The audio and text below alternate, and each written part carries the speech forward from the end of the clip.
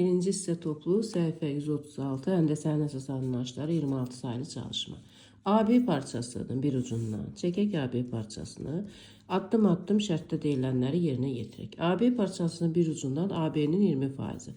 AB-ni bilmədiyimə görə belə çalışmalarda x-la əvəz etmək daha yaxşıdır. X-ın 20%, x vur %20, yəni 0,2x kəsilir.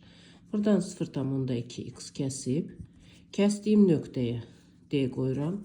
AD-nin uzunluğu olur 0,2x. Sonra həmin parçanın yenə AB-nin 70% qədər, yəni %70-i 0,7x qədər B-dən uzadırıq və orada yazırıq Y, üstünə də yazırıq 0,7x.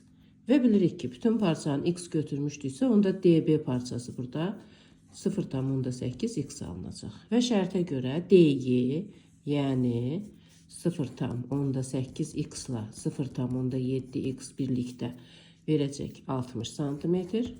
Bu da 1,5x bərabər 60 deməkdir.